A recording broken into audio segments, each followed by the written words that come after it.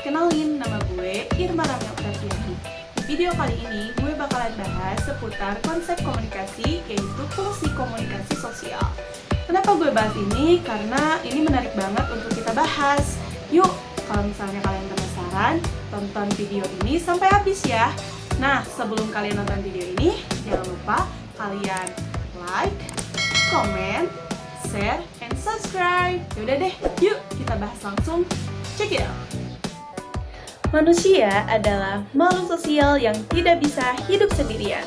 Oleh karena itu, manusia membutuhkan orang lain untuk membangun kerangka rujukan atau frame of reference dan menafsirkan situasi atau situation interpretation yang akan dihadapinya. Komunikasi sosial ini sangat penting bagi kita makhluk sosial karena untuk membangun konsep diri kita, aktualisasi diri, kelangsungan hidup untuk memperoleh kebahagiaan terhindar dari tekanan. Yuk, gue bakalan bahas tentang konsep diri, eksistensi diri atau aktualisasi diri, dan yang ketiga adalah memperoleh kebahagiaan dengan cara berkomunikasi.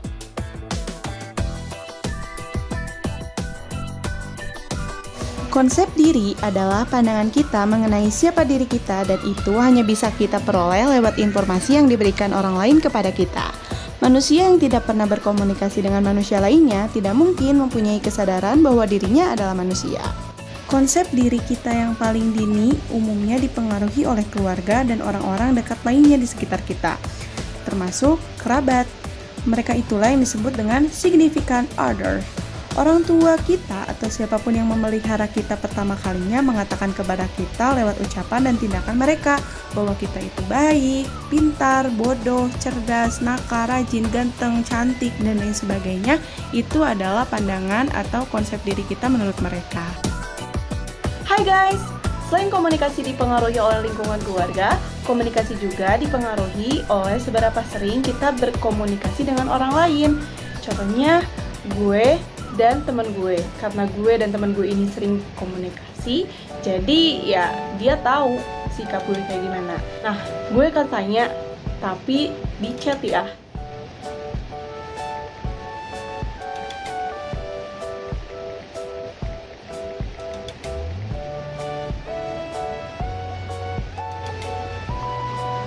Wah, bener kan? Jadi, ketika kita sering berkomunikasi dengan orang lain, membentuk konsep diri kita untuk mereka. Yang selanjutnya adalah komunikasi bertujuan untuk aktualisasi diri atau eksistensi diri.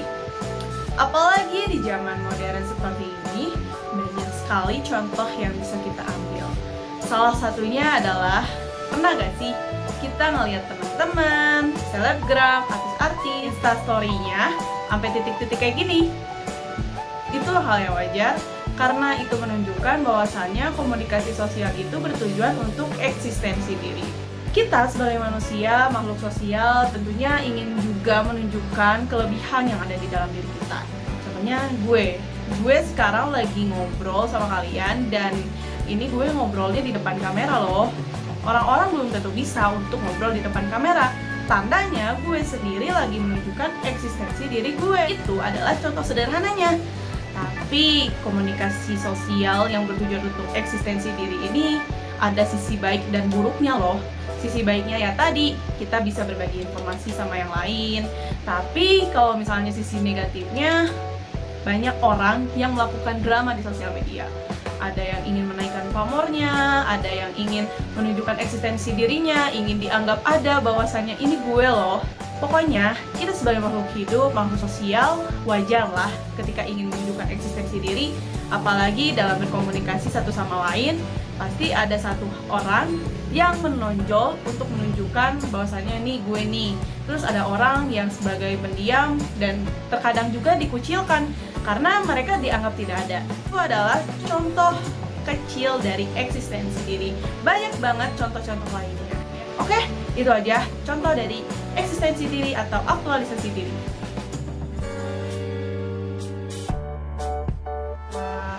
Quality time. Iya, apalagi kan kita udah lama nih nggak keluar rumah. Terus yang itu juga kemarin kita berdua mumet banget kan karena banyak tugas. kuliah sampai sore kan. Udah deh, yuk mau gak? Oke. Guys, jadi gini, komunikasi menunjukkan untuk kelangsungan hidup dan membuat hidup menjadi lebih bahagia. Wah, kok kayak gitu? Ya kayak tadi, gue sama teman gue akan melakukan quality time, akan sharing-sharing, akan ngobrol-ngobrol. Karena gue ngerasa ketika gue ngobrol dengan orang, tentunya akan menunjukkan kebahagiaan, dimana gue bakalan bisa sharing sama dia, bakalan berbagi cerita, pokoknya bakalan have fun sama dia gitu. Nah, itu adalah salah satu contoh dari komunikasi yang menunjukkan bahwasannya komunikasi sosial itu sangat berpengaruh untuk kebahagiaan kehidupan. Terkadang kita melihat banyak orang yang kurang bisa bersosialisasi itu akan ngerasa dirinya akan kesepian, sedih, dan ngerasa dirinya bakal berguna. Hal itu menunjukkan bahwasannya komunikasi itu sangat penting, dan apalagi kita sebagai makhluk sosial tentunya tidak bisa untuk hidup sendirian. Mungkin banyak kasus tentang orang-orang yang bunuh diri, orang-orang yang ngerasa hidupnya nggak berguna lagi. Itu adalah salah satu dari tidak bisanya memupuk hubungan atau memperoleh kebahagiaan dari komunikasi itu sendiri. Karena kita gengsi untuk memulai obrolan, karena kita malu untuk mengobrol dengan orang lain, karena kita minder dan lain sebagainya. Nah, dapat disimpulkan di sini bahwa komunikasi sosial itu adalah bagian dari fungsi komunikasi. Kenapa?